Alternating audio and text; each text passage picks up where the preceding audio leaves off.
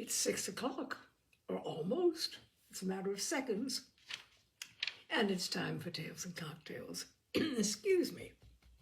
Which means it's also time to continue with Pride and Prejudice. And this is part 17. Now, Mr. Bingley has returned to Netherfield and has brought Mr. Darcy with him. And the two of them rode over to Longbourn to see Jane and Elizabeth. As soon as they were gone, Elizabeth walked out to recover her spirits, or in other words, to dwell without interruption on those subjects that must deaden them more. Mr. Darcy's behavior astonished and vexed her. "Why, if he came only to be silent, grave, and indifferent," said she, "did he come at all?" She could settle it in no way that gave her pleasure. He could still be amiable, still pleasing to my uncle and aunt when he was in town, and why not to me? If he fears me, why come hither? If he no longer cares for me, why silent? Teasing man. I will think no more about him. Her resolution was for a short time involuntarily kept by the approach of her sister, who joined her with a cheerful look, which showed her better satisfied with their visitors than Elizabeth. "Now," said she, "that this first meeting is over, I feel perfectly easy. I know my own strength, and I shall never be embarrassed again by his coming. I am glad he dines here on Tuesday. It will then be publicly seen that on both sides we meet only as common and indifferent acquaintance." "Yes, very indifferent indeed," said Elizabeth laughingly. "Oh, Jane, take care." "My dear Lizzie, you cannot think me so weak as to be in danger now." "I think you are in very great danger of making him as much in love with you as ever." They did not see the gentleman again till Tuesday, and Mrs. Bennet, in the meanwhile, was giving way to all the happy schemes which the good humour and common politeness of Bingley in half an hour's visit had revived. On Tuesday there was a large party assembled at Longbourn, and the two who were most anxiously expected, to the credit of their punctuality as sportsmen, were in very good time. When they repaired to the dining room, Elizabeth eagerly watched to see whether Bingley would take the place which, in all their former parties, had belonged to him, by her sister. Her prudent mother, occupied by the same ideas, forbore to invite him to sit by herself. On entering the room, he seemed to hesitate, but Jane happened to look round and happened to smile. It was decided. He placed himself by her. Elizabeth, with a triumphant sensation, looked towards his friend. He bore it with noble indifference, and she would have imagined that Bingley had received his sanction to be happy had she not seen his eyes likewise turned towards Mr. Darcy, with an expression of half-laughing alarm. His behaviour to her sister was such, during dinner-time, as showed an admiration of her, which, though more guarded than formerly, persuaded Elizabeth that, if left wholly to himself, Jane's happiness and his own would be speedily secured. Though she dared not depend upon the consequence, she yet received pleasure from observing his behaviour. It gave her all the animation that her spirits could boast, for she was in no cheerful humour. Mr. Darcy was almost as far from her as the table could divide them. He was on one side of her mother. She knew how little such a situation would give pleasure to either, or make either appear to advantage. She was not near enough to hear any of their discourse, but she could see how seldom they spoke to each other, and how formal and cold was their manner whenever they did. Her mother's ungraciousness made the sense of what they owed him more painful to Elizabeth's mind, and she would at times have given anything to be privileged to tell him that his kindness was neither unknown nor unfelt by the whole of the family. She was in hopes that the evening would afford some opportunity of bringing them together, that the whole of the visit would not pass away without enabling them to enter into something more of conversation than the mere ceremonious salutation attending his entrance. Anxious and uneasy, the period which passed in the drawing-room before the gentleman came was wearisome and dull to a degree that almost made her uncivil. She looked forward to their entrance as the point on which all her chance of pleasure for the evening must depend. "If he does not come to me then," said she, "I shall give him up forever." The gentleman came, and she thought he looked as if he would have answered her hopes. But, alas, the ladies had crowded round the table where Miss Bennet was making tea and Elizabeth pouring out the coffee in so close a confederacy that there was not a single vacancy near her which would admit of a chair. And on the gentleman's approaching, one of the girls moved closer to her than ever and said in a whisper, "The men shan't come and part us. I am determined. We want none of them, do we?" Darcy had walked away to another part of the room. She followed him with her eyes, envied everyone to whom he spoke, had scarcely patience enough to help anybody to coffee, and then was enraged against herself for being so silly. A man who has once been refused, how could I ever be foolish enough to expect a renewal of his love? Is there one among the sex who would not protest against such a weakness as a second proposal to the same woman? There is no indignity so abhorrent to their feelings. She was a little revived, however, by his bringing back his coffee cup himself, and she seized the opportunity of saying, "Is your sister at Pemberley still?"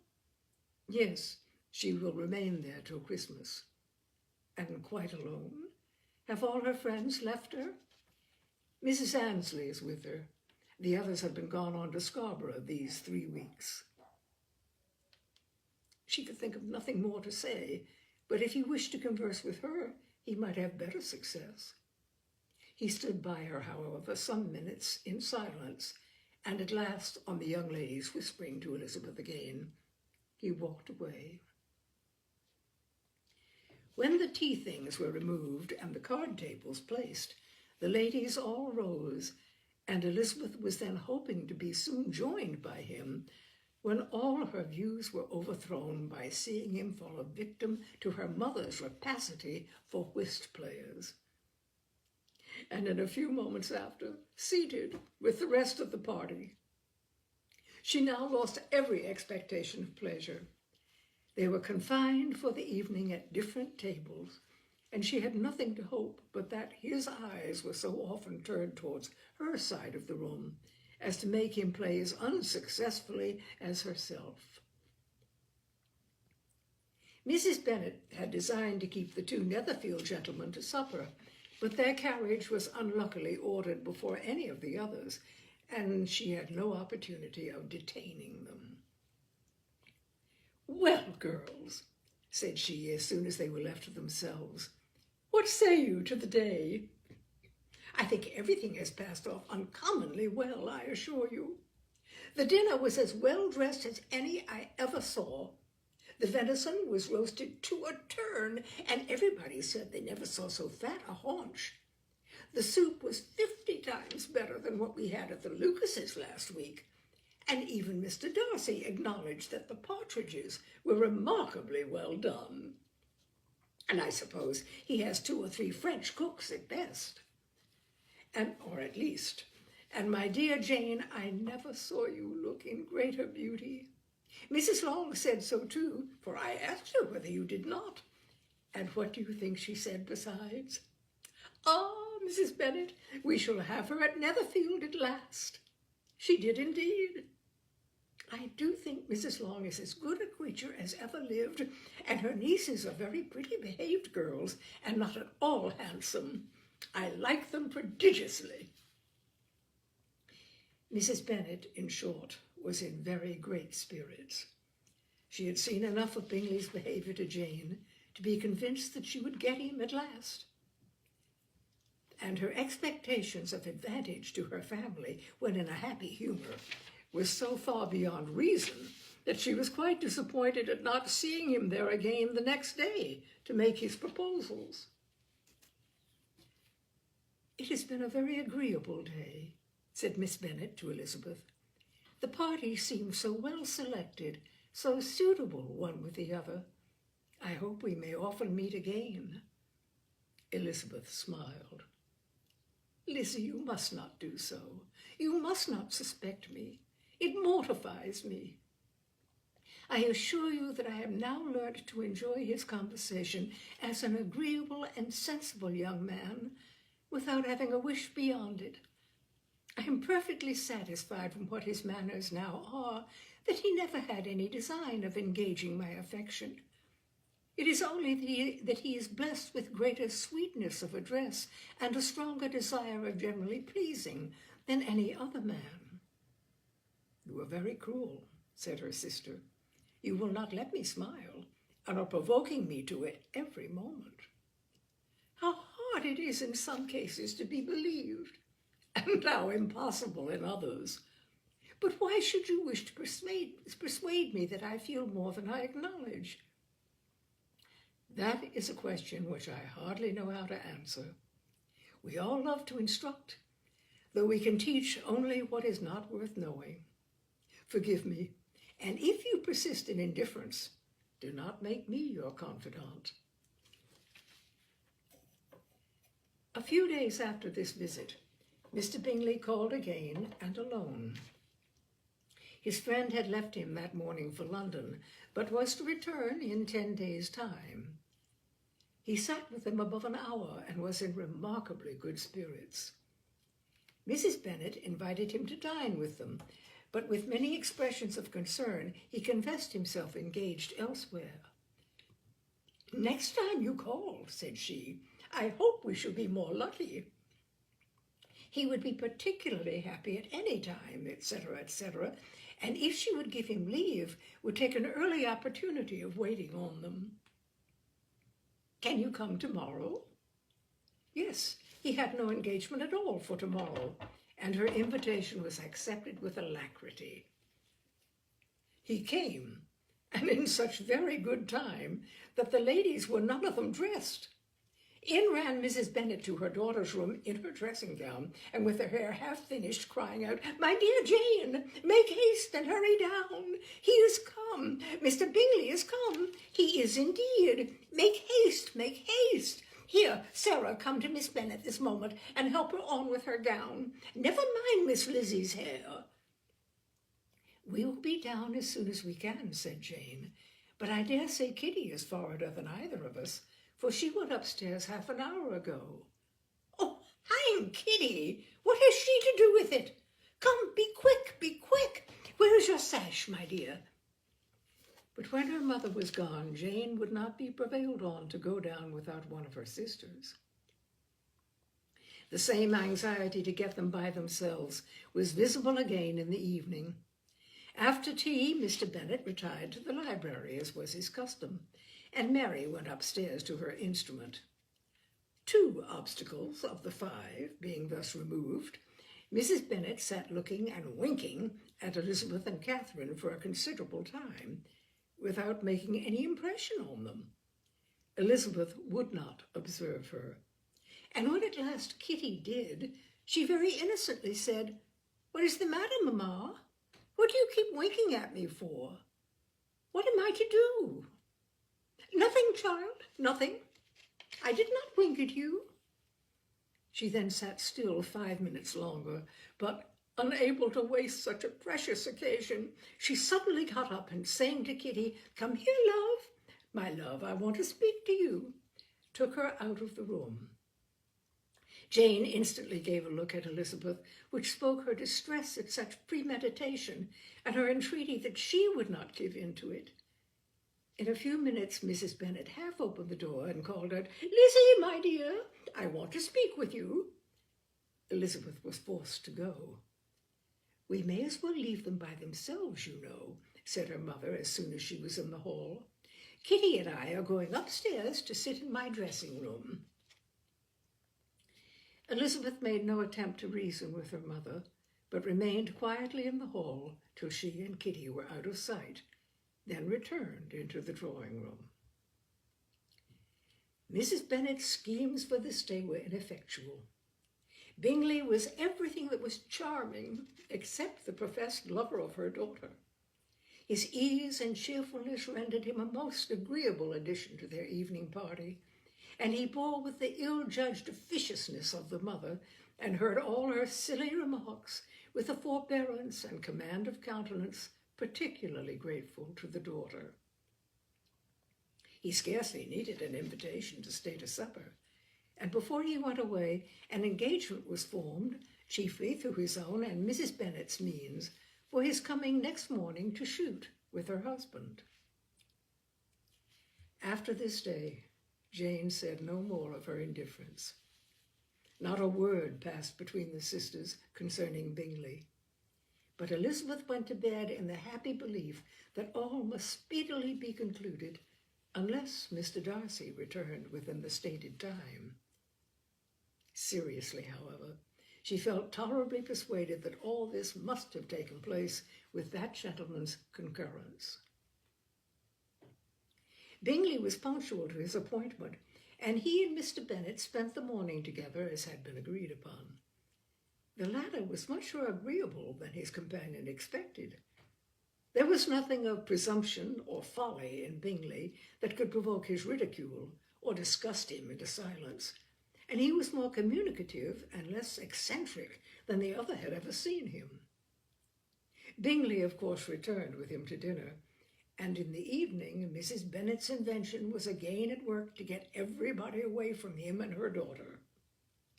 Elizabeth, who had a letter to write, went into the breakfast-room for that purpose, soon after tea. For as the others were all going to sit down to cards, she could not be wanted to counteract her mother's schemes.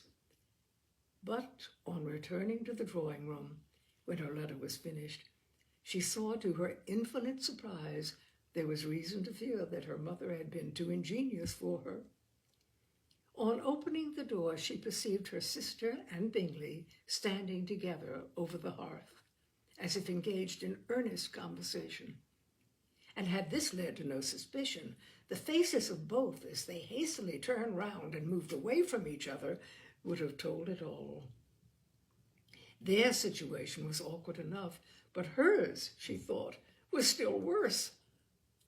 Not a syllable was uttered by either, and Elizabeth was on the point of going away again when Bingley, who as well as the others had sat down, suddenly rose and, whispering a few words to her sister, ran out of the room.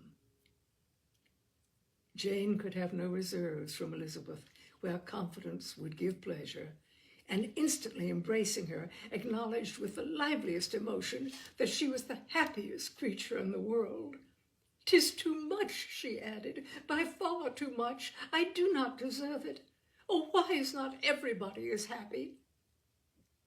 Elizabeth's congratulations were given with a sincerity, a warmth, a delight, which words could but poorly express. Every sentence of kindness was a fresh source of happiness to Jane, but she would not allow herself to stay with her sister or say half that remained to be said for the present. "I must go instantly to my mother," she cried. "I would not on any account trifle with her affectionate solicitude, or allow her to hear it from anyone but myself. He is gone to my father directly. Oh, Lizzie, to know that what I have to relate will give such pleasure to all my dear family. How shall I bear so much happiness?"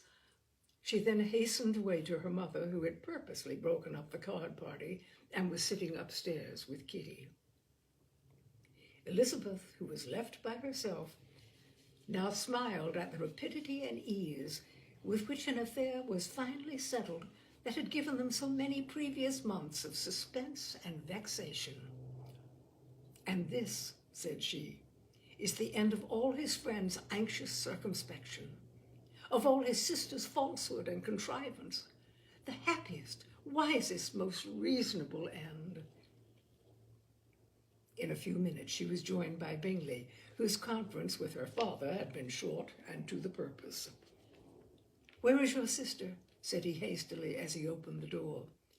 "With my mother upstairs. She will be down in a moment, I dare say." He then shut the door and, coming up to her, claimed the good wishes and affection of a sister. Elizabeth honestly and heartily expressed her delight in the prospect of their relationship. They shook hands with great cordiality, and then, till her sister came down, she had to listen to all he had to say of his own happiness and of Jane's perfections. And in spite of his being a lover, Elizabeth really believed all his expectations of felicity to be rationally founded, because they had for basis the excellent understanding and super-excellent disposition of Jane, and a general similarity of feeling and taste between her and himself. It was an evening of no common delight to them all. The satisfaction of Miss Bennet's mind gave a glow of such sweet animation to her face as made her look handsomer than ever. Kitty simpered and smiled and hoped her turn was coming soon. Mrs. Bennet could not give her consent or speak her approbation in terms warm enough to satisfy her feelings, though she talked to Bingley of nothing else for half an hour. And when Mr. Bennet joined them at supper, his voice and manner plainly showed how really happy he was. Not a word, however, passed his lips in allusion to it till their visitor took his leave for the night. But as soon as he was gone, he turned to his daughter and said, "Jane, I congratulate you. You will be a very happy woman." Jane went to him instantly, kissed him, and thanked him for his goodness. "You are a good girl," he replied, "and I have great pleasure in thinking you will be so happily settled. I have not a doubt of your doing very well together. Your tempers are by no means unlike. You are each of you so complying that nothing will ever be resolved on, so easy that every servant will cheat you, and so generous that you will always exceed your income." "I hope not so. Imprudence or thoughtlessness in money matters would be unpardonable in me." "Exceed their income! My dear Mr. Bennet," cried his wife, "what are you talking of? Why, he is 4,000 or 5,000 a year, and very likely more." Then, addressing her daughter, "Oh, my dear, dear Jane, I am so happy. I am sure I shan't get a wink of sleep all night. I knew how it would be. I always said it must be so at last. I am sure you could not be so beautiful for nothing. I remember as soon as ever I saw him, when he first came into Hertfordshire last year, I thought how likely it was that you should come together. Oh, he is the handsomest young man that ever was seen." Wickham, Lydia, were all forgotten. Jane was beyond competition, her favorite child. At that moment she cared for no other. Her youngest sister soon began to make interest with her for objects of happiness which she might in future be able to dispense. Mary petitioned for the use of the library at Netherfield, and Kitty begged very hard for a few balls there every winter. Bingley from this time was of course a daily visitor at Longbourn, coming frequently before breakfast and always remaining till after supper, unless some barbarous neighbour, who could not be enough detested, had given him an invitation to dinner, which he thought himself obliged to accept. Elizabeth had now but little time for conversation with her sister, for while he was present, Jane had no attention to bestow on anyone else, but she found herself considerably useful to both of them in those hours of separation that must sometimes occur. In the absence of Jane, he always attached himself to Elizabeth for the pleasure of talking of her, and when Bingley was gone, Jane constantly sought the same means of relief. "He's made me so happy," said she one evening, "by telling me that he was totally ignorant of my being in town last spring. I had not believed it possible." "I suspected as much," said Elizabeth, "but how did he account for it?" "It must have been his sister's doing. They were certainly no friends to his acquaintance with me, which I cannot wonder at, since he might have chosen so much more advantageously in many respects. But when they see, as I trust they will, that their brother is happy with me, they will learn to be contented, and we shall be on good terms again, though we can never be what we once were to each other." "That is the most unforgiving speech," said Elizabeth, "that I ever heard you utter. Good girl, it would vex me indeed to see you again the dupe of Miss Bingley's pretended regard." "Would you believe it, Lizzie, that when he went to town last November, he really loved me, and nothing but a persuasion of my being indifferent would have prevented his coming down again? He made a little mistake, to be sure, but it is to the credit of his modesty." This naturally introduced a panegyric from Jane on his diffidence and the little value he put on his own good qualities. Elizabeth was pleased to find that he had not betrayed the interference of his friend, for though Jane had the most generous and forgiving heart in the world, she knew it was a circumstance which must prejudice her against him. "I am certainly the most fortunate creature that ever existed," cried Jane. "Oh, Lizzie, why am I thus singled from my family and blessed above them all? If I could but see you as happy, if there were but such another man for you! If you were to give me 40 such men, I never could be so happy as you.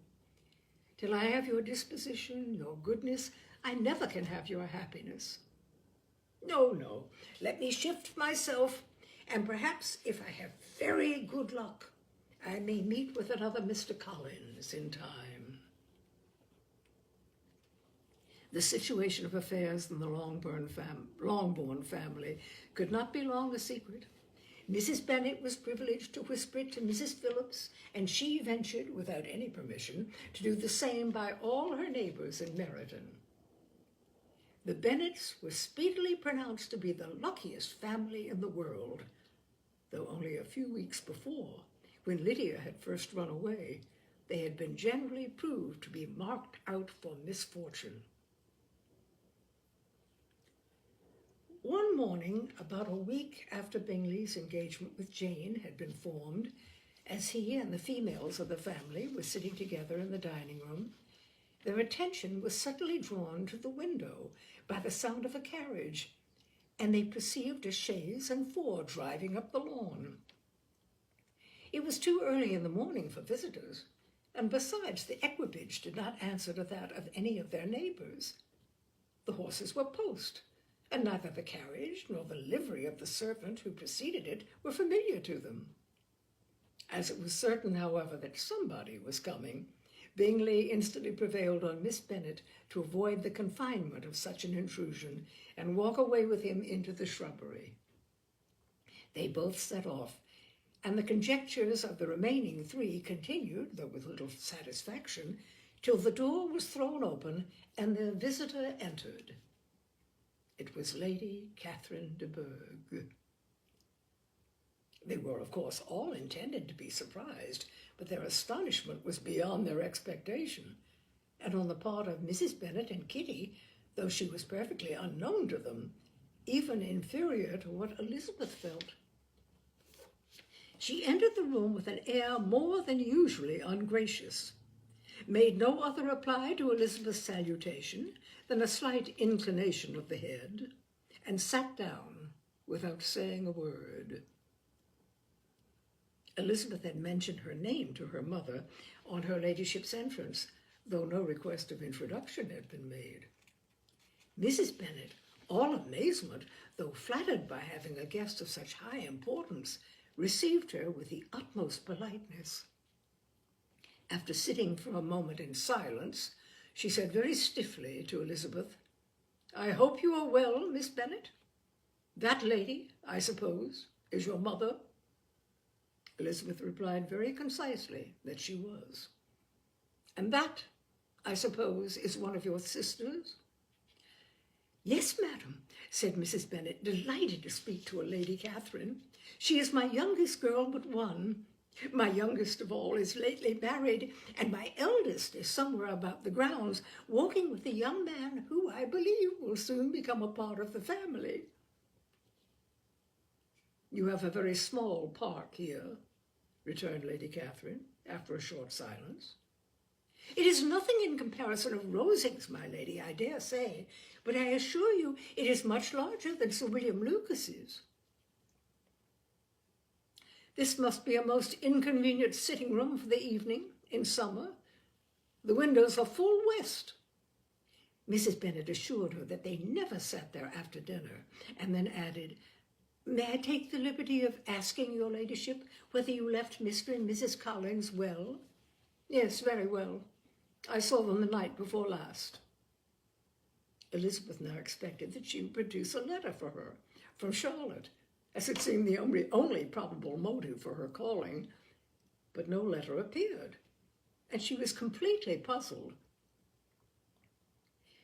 Mrs. Bennet, with great civility, begged her ladyship to take some refreshment, but Lady Catherine very resolutely and not very politely declined eating anything, and then, rising up, said to Elizabeth, Miss Bennet, there seemed to be a prettyish kind of a little wilderness on one side of your lawn. I should be glad to take a turn in it, if you will favour me with your company. Go, my dear, cried her mother, and show her ladyship about the different walks. I think she will be pleased with the hermitage. Elizabeth obeyed, and running into her own room for her parasol, attended her noble guest downstairs. As they passed through the hall, Lady Catherine opened the doors into the dining parlour and drawing-room, and pronouncing them, after a short survey, to be decent-looking rooms, walked on. Her carriage remained at the door, and Elizabeth saw that her waiting-woman was in it. They proceeded in silence along the gravel walk that led to the copse. Elizabeth was determined to make no effort for conversation with a woman who was now more than usually insolent and disagreeable. How could I ever think her like her nephew, said she, as she looked in her face. As soon as they entered the copse, Lady Catherine began in the following manner. You can be at no loss, Miss Bennet, to understand the reason of my journey hither. Your own heart, your own conscience must tell you why I come. Elizabeth looked with unaffected astonishment. Indeed, you are mistaken, madam. I have not been at all able to account for the honour of seeing you here. Miss Bennet, replied her ladyship in an angry tone, you ought to know that I am not to be trifled with. But however insincere you may choose to be, you shall not find me so. My character has ever been celebrated for its sincerity and frankness, and at a cause of such moment as this, I shall certainly not depart from it. A report of a most alarming nature reached me 2 days ago. I was told that not only your sister was on the point of being most advantageously married, but that that Miss Elizabeth Bennet would, in all likelihood, be soon afterwards united to my nephew, my own nephew, Mr. Darcy. Though I know it must be a scandalous falsehood, though I would not injure him so much as to suppose the truth of it possible, I instantly resolved on setting off for this place that I might make my sentiments known to you. If you believed it impossible to be true, said Elizabeth, colouring with astonishment and disdain, I wonder you took the trouble of coming so far. What could your ladyship propose by it? At once to insist upon having such a report universally contradicted. Your coming to Longbourn to see me and my family, said Elizabeth coolly, will be rather a confirmation of it, if indeed such a report is in existence. If? Do you then pretend to be ignorant of it? Has it not been industriously circulated by yourselves? Do you not know that such a report is spread abroad? I never heard that it was. And can you likewise declare that there is no foundation for it? I do not pretend to possess equal frankness with your ladyship. You may ask questions which I shall not choose to answer. This is not to be borne. Miss Bennet, I insist on being satisfied.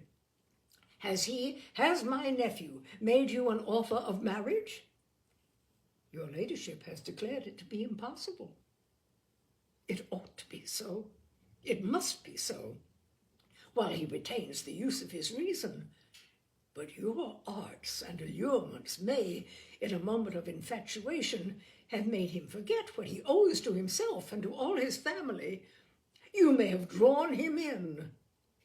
If I have, I shall be the last person to confess it. Miss Bennet, do you know who I am? I have not been accustomed to such language as this. I am almost the nearest relation he has in the world, and am entitled to know all his dearest concerns. But you are not entitled to know mine, nor will such behavior as this ever induce me to be explicit. Let me be rightly understood. This match, to which you have the presumption to aspire, can never take place. No, never. Mr. Darcy is engaged to my daughter.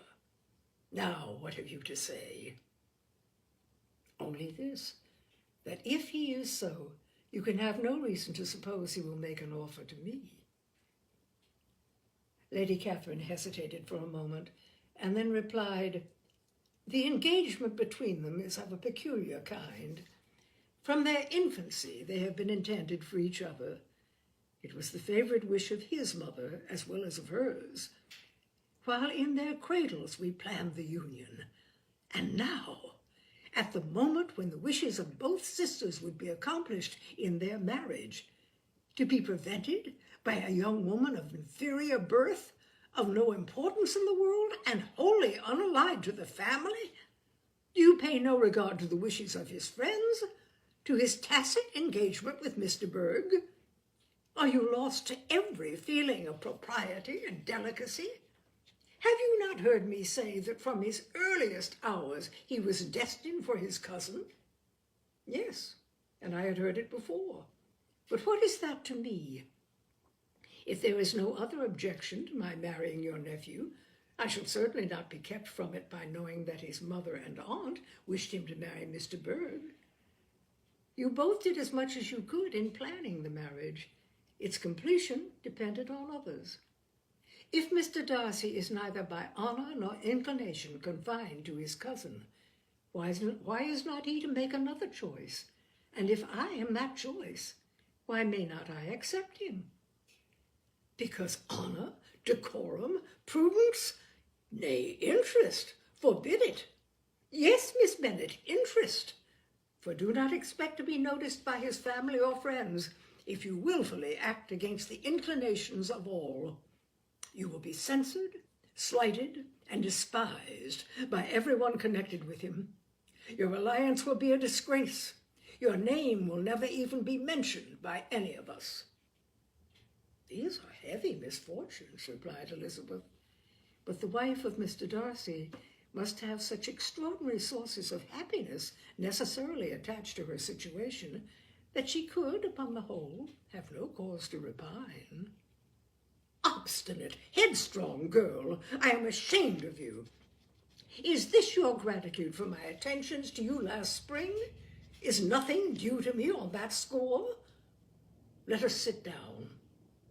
You are to understand, Miss Bennet, that I came here with the determined resolution of carrying my purpose, nor will I be dissuaded from it.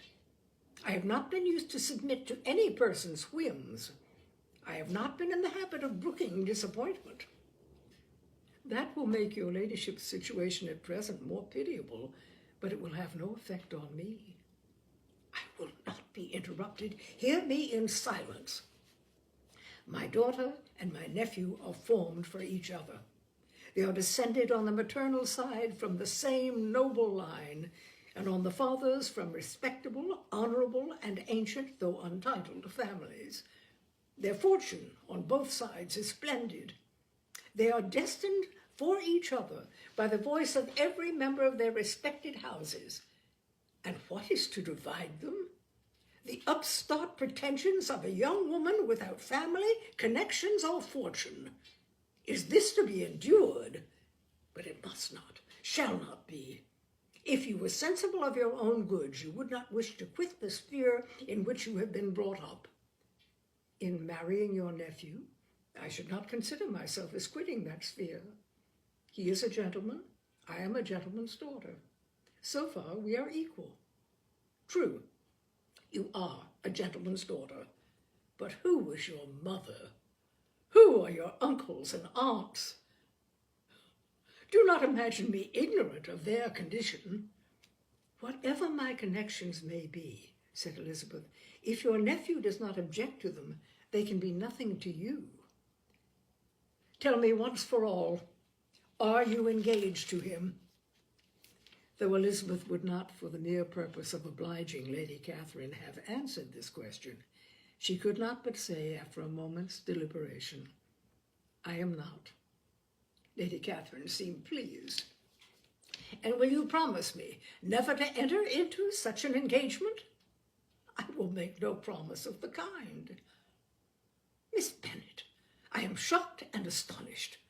I expected to find a more reasonable young woman, but do not deceive yourself into a belief that I will ever recede. I shall not go away till you have given me the assurance I require, and I certainly never shall give it.